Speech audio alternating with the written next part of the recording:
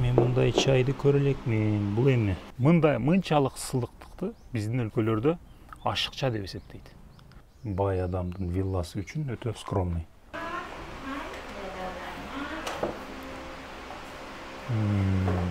Адамдар мына Европага барып, батыш өлкөлөрүнө барып, булар мусулман эмес экен, бирок мусулмандардай болуп жашайт экен деп айтышкан эле. Киотодо Арашияма деген бамбук токой.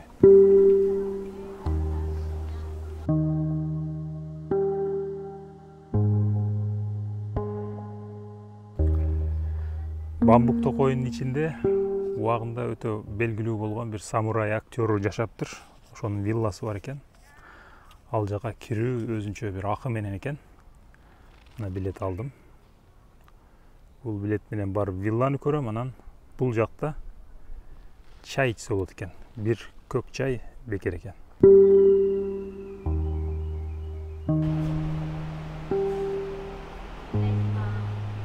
Мына мага чай берди. Чай мындай экен.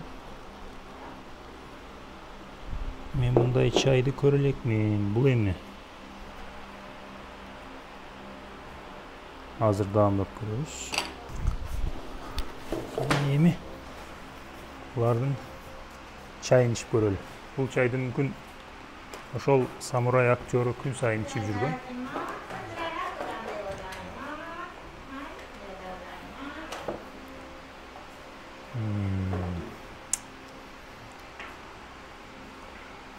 Жакшы. Biraz ачуу даамы бар. Буга чейин мен ичип көргөн эч бир чайга окшош эмес. Азыр бул ак нерсе эмне экенин көрөлүчү. Үстүндө япон тилинде бир нерсе жазылып турат. Бул шекер болсо керек. Өтө катуу. Şirin. Şirin бирок бул шекер эмес. Бир печенье окшойт.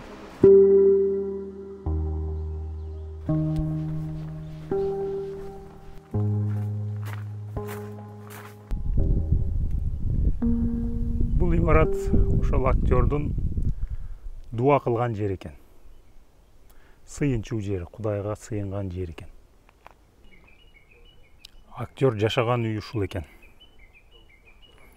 Азыр барып үйдүн ичин көрөлү.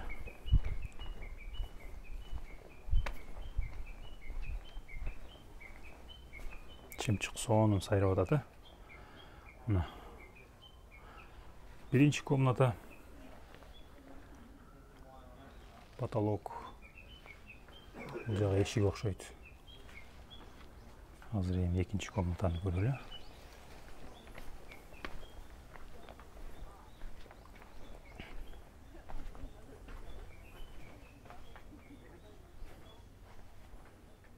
Билбейм, вилла үчүн, бай адамдын вилласы үчүн өтө скромный.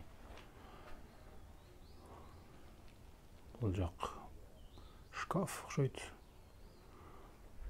Бул жакта дагы бир эшик бар окшойт. Бирок сыртка чыкканда эшиктен мындай бак турат эшикте. Азыр эми бул жака отуруп бир аз сүйлөшөлү. Япондор жөнүндө мен эмнелерди байкадым.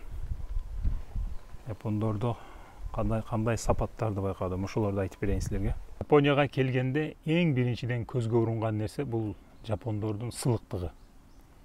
Өтө кичипейил, жөнөкөй мамиле кылгандыгы бири-бирине.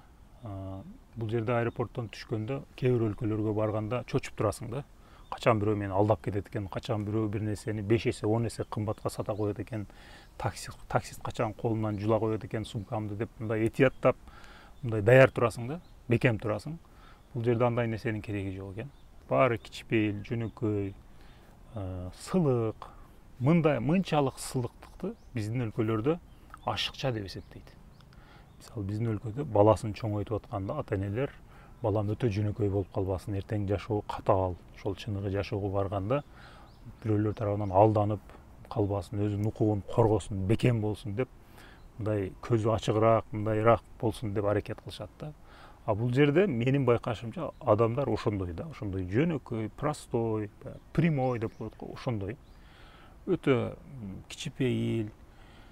Менин байкашымча азырга чейин ушул адамдарды алып барып, ошол биздин региондогу өлкөлөргө таштап койсо, буларды жеп кое тургандай да. Мисалы чөнтөгүндө акча болсо акчасын тез эле алдап алып кое тургандай, ошол жерде оңой эле алданып кала тургандай сезилет бул адамдар.